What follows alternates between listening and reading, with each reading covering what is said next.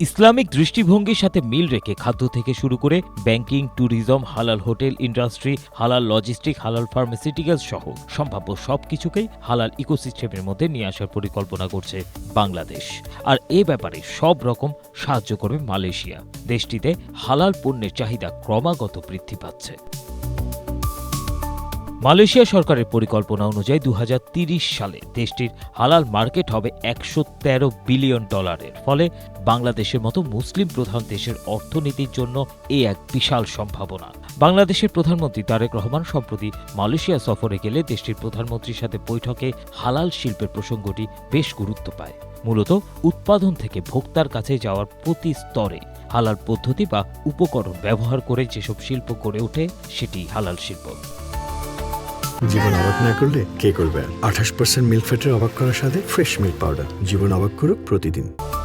মুসলিম সংখ্যাগরিষ্ঠ মানুষের দেশ হিসেবে বাংলাদেশের প্রায় সবকিছুই হালাল এবং সে কারণে শিল্প খাত হিসেবে হালাল শিল্প গড়ে তোলার সম্ভাবনা এখানে ব্যাপক।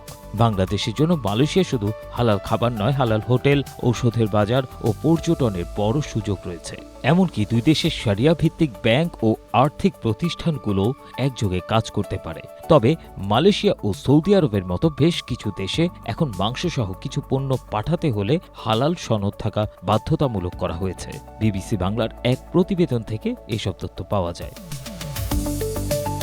প্রতিবেদনে আরও বলা হয়েছে, বাংলাদেশে হালাল পণ্যের বৈশ্বিক স্বীকৃতি নেওয়া গেলে অনেক দেশেই রপ্তানি করা সম্ভব আমাদের পণ্য। তবে আন্তর্জাতিক মানের সনদের জন্য ল্যাবরেটরির সক্ষমতা বাড়াতে হবে। এক্ষেত্রে মালয়েশিয়ার অভিজ্ঞতা আমাদের সুফল দেবে বলে জানিয়েছে ব্যবসায়ী ও হাই কমিশনের কর্মকর্তারা। বিশেষজ্ঞরা বলছেন, আমাদের সবচেয়ে বড় সমস্যা হলো সার্টিফিকেশন বা সনদ।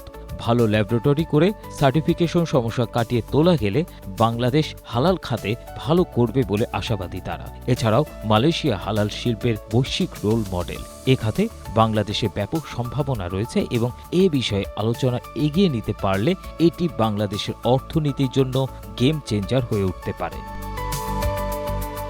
বিবিসির প্রতিবেদনের তথ্য অনুযায়ী মালয়েশিয়া সকল আমদানি করা পণ্য হালাল কিনা তা নিশ্চিত করে। বিষয়টিকে গুরুত্ব দিয়ে প্রধানমন্ত্রী তারেক রহমানের মালয়েশিয়া সফরে যৌথ বিবৃতিতে বলা হয়েছিল, দুই নেতা বৈশ্বিক ইসলামী অর্থনীতির বিশাল বাণিজ্যিক সম্ভাবনা স্বীকার করেন এবং বাংলাদেশের হালাল খাতের উন্নয়নে মালয়েশিয়ার অভিজ্ঞতা কাজে লাগাতে সম্মত হন।